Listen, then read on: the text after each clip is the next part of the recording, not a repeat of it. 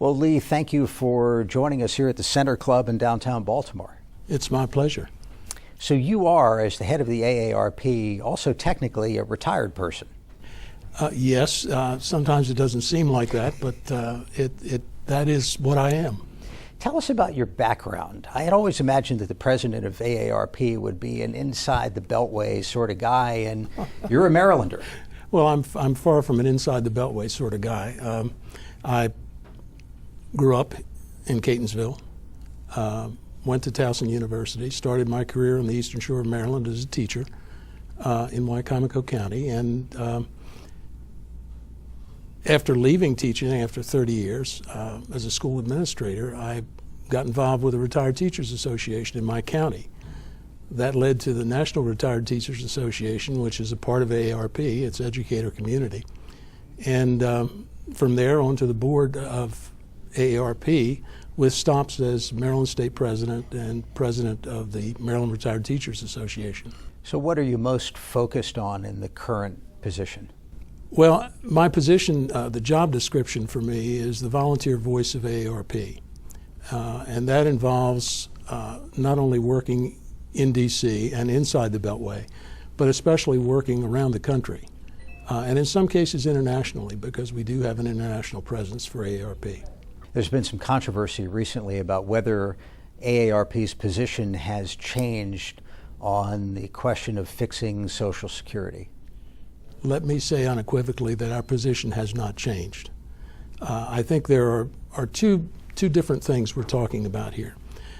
First of all, AARP is committed to not having Social Security or Medicare be a part of the deficit discussion. That should not be used in the debt ceiling debate.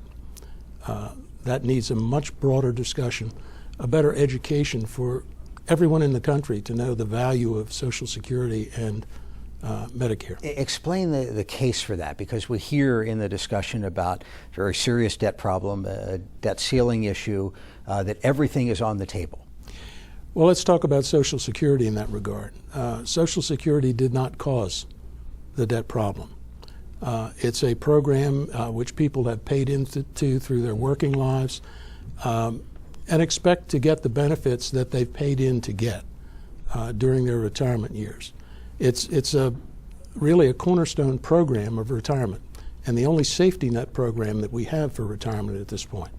And critically important for a lot of people, for a significant number of people, it's all they've got in retirement. Oh, absolutely. If you look at Maryland itself, there are over 826,000 people in Maryland who are receiving Social Security.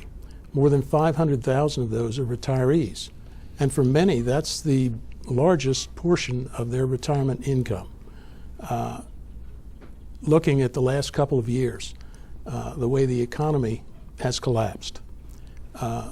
Other factors that they used for retirement, interest income from their investments, home equity, those are basically down the tubes. So they're looking at Social Security as the real cornerstone of their retirement at this point. So when the Wall Street Journal printed a headline that just paraphrasing said AARP drops opposition to cuts or something like that, that caught your attention? I think it caught a lot of people's attention. I think there were a lot of things that were taken together to reach a conclusion that wasn't there. AARP has not changed its position. The AARP Board of Directors is responsible for the strategic direction of AARP, and the AARP Board of Directors has never wavered from the fact that we want Social Security to be strong, not only for current retirees, but for future generations. Future generations who, if the actuaries are right, will come to a point where the Social Security Trust Fund runs out of money. And I think the projection is 2036 that happens. So what is on the table? What should be considered to keep the program fully funded beyond that?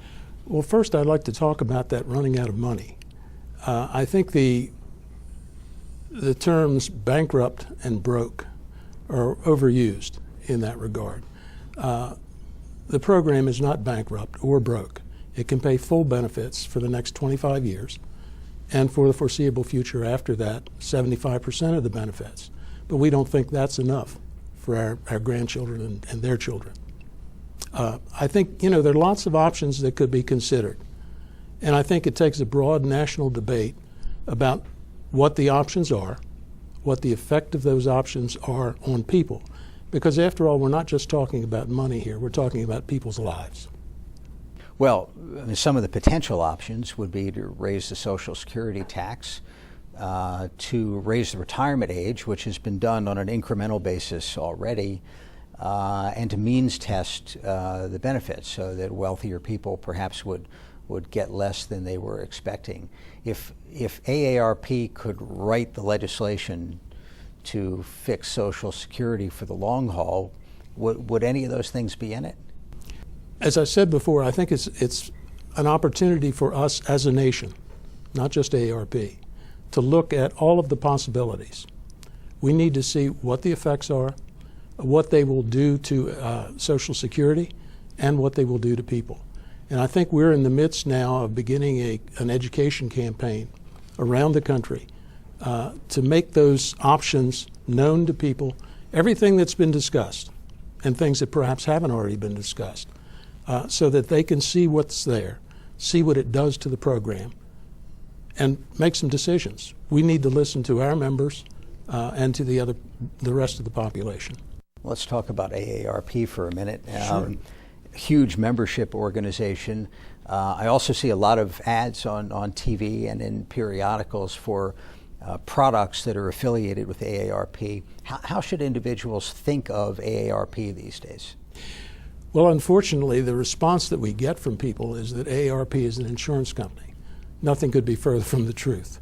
What we do is license our brand to products and services, and we have a great number of them, which we think give added value to our members. The products, the persons who are providing the products, the companies, are vetted more ways than I'd want to be vetted, to see that they are actually providing good value to the membership. Now, it may not be the least expensive product, but it's a product that we feel provides great value. How old do I have to be to get an AARP card these days? And is it still technically the American Association of Retired Persons? No, it's not. The name was changed several years ago to simply AARP. And that's because more than half of our membership is not retired. So it wasn't really an accurate title for us. And in order to be a full member, you must be 50 years or older. You can get an associate membership at a younger age. If you're interested, we can take care of that right here. Not quite, but any day now. And what do people get for that? I mean, obviously there's some hotel discounts, but maybe some more important things. Well, there's some discounts, and frankly, most people join AARP for the discounts, which is understandable. But there's much more to AARP than that. There's a world-class magazine that has the largest readership, third largest readership, I believe, of any magazine in the world. There's a bulletin. The magazine comes out every 2 months. The bulletin comes out monthly and is regionalized so that states within your own region have information in there that's valuable for you. In addition to that, there's the advocacy. There's the products and services that we brand. There are any number of things that I think are worth the $16 membership in AARP. And how many folks are signed up these days? Well, we have more than 37 million who are members. Well, congratulations. Lee Hammond, thank you for speaking with us. Thank you. Enjoyed being here.